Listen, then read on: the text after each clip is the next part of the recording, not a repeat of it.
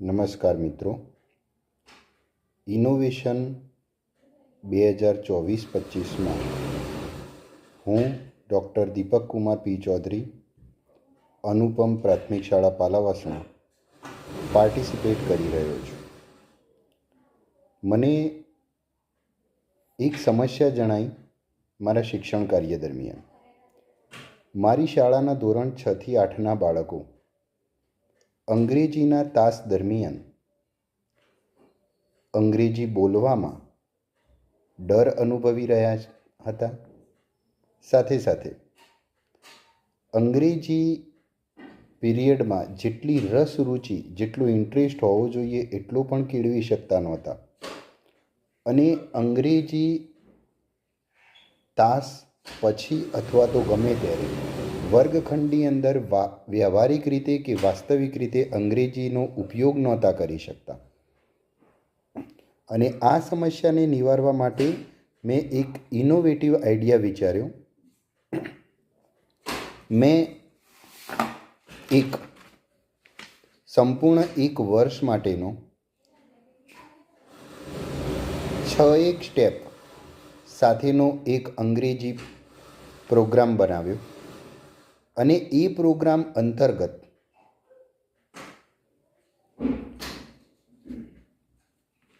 મેં કેટલીક બાબતો એમને જૂન 2025થી શીખવાડવાની શરૂ કરી.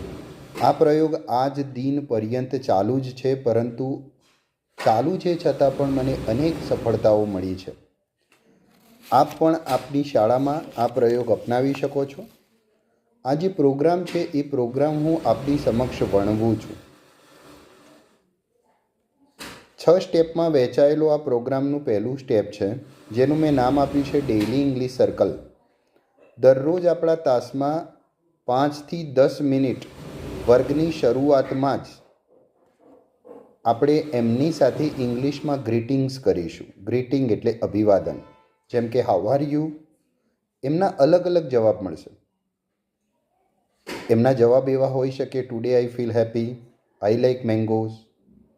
આપણે ગ્રામેટિકલ મિસ્ટેક્સ કાઢવાની નથી એમની. એમના દરેકે દરેક વાક્યોને આવકારવાના છે. એમને અંગ્રેજી બોલવા માટે પ્રોત્સાહન આપવાનું છે. દરરોજ દરેક તાસની શરૂઆતમાં 5 થી 10 મિનિટ આપણે આ રીતે શરૂઆત કરીશું. સાથે સાથે વર્ગખંડની દરેક ચીજ વસ્તુઓને ડેમોન્સ્ટ્રેટિવ પ્રોનાઉન એટલે કે દર્શક સર્વનામથી આપણે ઇંગ્લિશમાં નાઉન તરીકે બોલાવીશું. Blackboard, window, door, fan, table, chair, bench વગેરે વગેરે. દરેકે દરેકનું જે નામ છે એ ઇંગ્લિશમાં બોલીશું. સામાન્ય ઇન્સ્ટ્રક્શન પણ આપણે ઇંગ્લિશમાં એમને કહીશું, જેમ કે come here, sit down, stand up, very good, open your book, go to page number 50 etcetera. આ આપણા પ્રોગ્રામનો પ્રથમ તબક્કો છે. દ્વિતીય તબક્કો છે, એનું નામ મેં આપ્યું છે પિક્ચર ટુ સેન્ટેન્સ એક્ટિવિટી. એમને ઇન્ટરેક્ટિવ પેનલ ઉપર એક સરસ મજાનું નોર્મલ રૂટીન લાઈફનું એક પિક્ચર બતાવીશું. અને દરેકે દરેક બાળકને કમ્પલસરી આ પિક્ચર ઉપર આધારિત એક નોર્મલ સેન્ટેન્સ બોલવાનું આપણે કહીશું. જેમ કે this is a boy, he is playing, those are birds, etcetera etcetera. Grammatical આપણે એમને મિસ્ટેક કાઢવાની નથી. ખાસ કરીને દરેકે દરેક સ્ટુડન્ટ્સ એક વાક્ય બોલે એવો આપણે આગ્રહ રાખીશું. એકદમ પ્રેમથી એમને પ્રોત્સાહિત કરતાં નાના વાક્યોથી શરૂઆત કરીશું. અને આ એક્ટિવિટી ચોક્કસ મોટા વાક્યો સુધી પહોંચશે. દરેક 2-3 મહિનાના પ્રયોગ પછી આ એક્ટિવિટીમાં દરેક બાળક મોટા વાક્યોનો પણ પ્રયોગ કરી શકશે. ત્યાર પછી આ પ્રયોગમાં જે ત્રીજી બાબત છે એ છે રોલ પ્લે. પણ આપણે જીવન આધારિત, નોર્મલ રૂટીન જીવન આધારિત નાના ડાયલોગ્સ બનાવી અને એ બંને સ્ટુડન્ટ્સને ભજવવા માટે વર્ગ વચ્ચે કહેવાનું છે. જેમ કે શોપકીપર અને કસ્ટમર, ટીચર અને સ્ટુડન્ટ્સ, ડૉક્ટર એન્ડ પેશન્ટ વગેરે વગેરે. આપણે ગ્રામર, અર્થ આ બધાને મહત્ત્વ નથી આપવાનું. એમની બોલવાની જે હિંમત છે એમને આપણે પ્રમોટેડ કરવાની છે અને એમને દિવસે દિવસે વધુને વધુ ઇંગ્લિશ બોલી શકે એ માટે પ્રમોટ કરવાના માટે આ આઈડિયા છે. આ પ્રયોગમાં જે ચોથી બાબત છે એ છે ઇંગ્લિશ થ્રુ ગેમ્સ. એમાં આપણે અલગ અલગ પ્રકારની 35 ગેમ્સ 35 ગેમ મેં એડ કરી છે. કેટલીક ગેમ્સ એમને વોકેબ્યુલરી ટીચિંગ મતલબ વોકેબ્યુલરી લર્નિંગ છે, કેટલીક સ્પીકિંગ ઉપર ફોકસ કરે છે, કેટલીક એમની અન્ડરસ્ટેન્ડિંગ ઉપર ફોકસ કરે છે, કેટલીક LSRW એટલે ચારેય બાબતોની તપાસ કરે છે. પરંતુ ગેમ્સ એટલી સરસ મજાની છે કે એમને ઇંગ્લિશમાં ધીરે ધીરે બહુ સારો એવો ઇન્ટરેસ્ટ કેળવાશે, એ ઉત્સાહથી ભાગ લેશે અને સાથે સાથે ઇંગ્લિશ શીખી લેશે અને એમનો ઇંગ્લિશને સમજવાનો અને ઇંગ્લિશનો જે ડર હશે એ બિલકુલ દૂર થશે. આ 35 ગેમોનું લિસ્ટ મેં મારા ઇનોવેટિવ આર્ટિકલની અંદર મેન્શન કરેલી છે. 35 ગેમ અને 35 ગેમ નામથી તમે જો સર્ચ કરશો તો તમને એનું ડિસ્ક્રિપ્શન મળશે. જો ન મળે તો તમે મારો સંપર્ક કરી અને મને પણ તમે પૂછી શકો છો.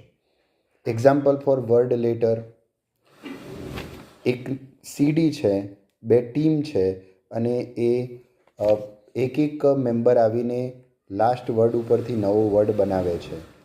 એ રીતે સાયમન સેઝ, આવી સ્લેપ ધ બોર્ડ, આવી અનેક ગેમ છે. 35 ગેમ્સ આર ધેર અને એ દરેક ગેમ એ સમયાંતરે એક્ટિવિટીને જે પ્રમાણે મેચ થતી હોય આપણા અભ્યાસક્રમમાં એ રીતે એમને રમાડી અને આપણે એમને અંગ્રેજી પ્રત્યેનો ડર દૂર કરી અને અંગ્રેજીનો રસ વધુને વધુ એમના કેળવાય એ પ્રકારના આપણે પ્રયાસો કરી શકીએ છીએ. ત્યાર પછી 5મી જે બાબત છે એ માય ઇંગ્લિશ ડાયરી છે. દરેક બાળકને એક ઇંગ્લિશ ડાયરી કમ્પલસરી નિભાવવાની છે અને એ દરરોજનું રૂટીન આપણે છેલ્લા પિરિયડની અંદર દરરોજનું રૂટીન એ ચોક્કસ લખશે. એ જેવા બી સેન્ટેન્સમાં લખે, today is Monday, I played cricket, I learn English, I learn maths, I enjoyed a lot, આવા નોર્મલ વાક્યોથી પણ એ શરૂઆત કરી શકે છે અને દરરોજ આ પ્રકારના નોર્મલ વાક્યો લખશે તો એ ધીરે એમનો રસ કેળવાશે. 6ઠ્ઠી જે બાબત છે આ પ્રયોગની લાસ્ટ થિંગ, એને નામ આપ્યું છે યુનિક વર્ડ. દરરોજ વર્ગની અંદર, બોર્ડની અંદર એક વર્ડ, યુનિક વર્ડ જે બાળકો માટે અનનોન છે એ આપણે એમને આપવાનો છે. બાળકો પોતાની રીતે પોતાના સોર્સિસમાંથી મતલબ ડિક્શનરીઝ, હવે ઇન્ટરેક્ટિવ પેનલ ક્લાસની અંદર છે, ત્યાં આગળ નેટ કનેક્શન છે તો એ રીતે જેમિની જેવા AI સોફ્ટવેર અથવા તો ગૂગલમાંથી એનો મિનિંગ જાતે શોધશે અને એ મિનિંગના બેઝ ઉપર એક વાક્ય ફ્રેમ કરશે અને એ વાક્ય ફ્રેમ કરી અને રાખશે અને પછી રેન્ડમલી કોઈ પણ બાળકોને એ વર્ડ ઉપરથી દરરોજ કમ્પલસરી 2-3 વિદ્યાર્થીઓને રેન્ડમલી પૂછી અને એમનું વાક્ય આપણે બોલાવવાનું છે. વિદ્યાર્થીઓને આપણે એ રીતે પ્રમોટ કરવાના છે કે તમે 5થી વધુ 10 વાક્યો પણ એક જ વર્ડ ઉપરથી અલગ બનાવી શકો છો. તો આવો એક પ્રોગ્રામ છે જે પ્રોગ્રામ આપણે રૂટીનમાં ચાલુ કરીએ છીએ તો એમનો ક્રાઇટેરિયા ચેન્જ થાય છે અને મને આ પ્રોગ્રામ હજી પણ ચાલુ છે છતાં પણ બાળકોનો ઇંગ્લિશ પ્રત્યેનો જે ક્રાઇટેરિયા છે એ બદલાયો છે. એ લોકો ખૂબ જ રસથી ભણી રહ્યા છે. 100% એમની ભાગીદારી વર્ગમાં થઈ રહી છે.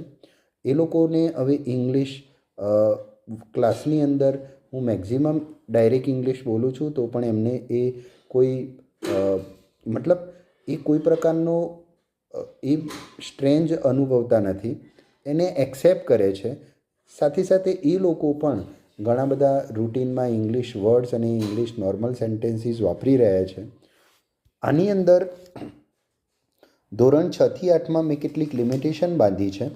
ધોરણ 6ની અંદર મારું એક્સપેક્ટેશન છે alphabet, simple words, daily use sentences અને પિક્ચર વોકેબ્યુલરી. આટલી બાબતો ધોરણ 6ના ટાર્ગેટ ઉપર છે. ધોરણ 7ની અંદર સિમ્પલ કન્વર્ઝેશન કરી શકે, શોર્ટ પેરેગ્રાફ એ બોલી શકે, ટેન્સ બેઝ ઉપર એ સેન્ટેન્સીસ બોલી શકે, પણ એમાં ગ્રામરનું નામ મેન્શન કરવું જરૂરી નથી.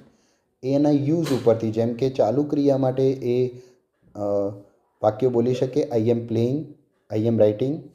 અને રૂટીન માટે I go to school, I clean my teeth, exam, etcetera etcetera.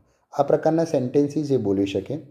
Standard 8 માટે સિચ્યુએશન બેઝ સ્પીકિંગ, જે પ્રકારની સિચ્યુએશન છે એ બેઝ ઉપર એ લોકો વાતચીત કરી શકે એ પ્રકારની વાત છે. એક નોર્મલ નાની નાની સ્ટોરી ટેલિંગ કરી શકે અને કેટલાક opinion, I think, I like, આ પ્રકારના ફ્રેઝથી શરૂ થતા વાક્યો એ બોલી શકે. આ પ્રકારનું એક એક્સપેક્ટેશન છે. અને આ પ્રયોગ પછી ચોક્કસ વિદ્યાર્થીઓની અંદર અંગ્રેજી ભણવાનો, અંગ્રેજી બોલવાનો અને અંગ્રેજી સમજવાનો જે ડર છે એ દૂર થશે. એમનું વોકેબ્યુલરી એક્સપેન્શન બહુ જ થશે, એમનું એ વોકેબ્યુલરી ખૂબ જ વિકસશે. વર્ગખંડમાં ઇંગ્લિશ તાસ દરમિયાન એમની 100% ભાગીદારી થશે અને અંગ્રેજી વિષય પ્રત્યે એમનો રસ ખૂબ જ વધશે. તો આ પ્રકારનું આ વખતે હું એક નવીન નવાચાર લઈને આવી રહ્યો છું. તો તમે પણ આ તમારા વર્ગખંડમાં બાળકોને એપ્લાય કરો એવી આશા છે.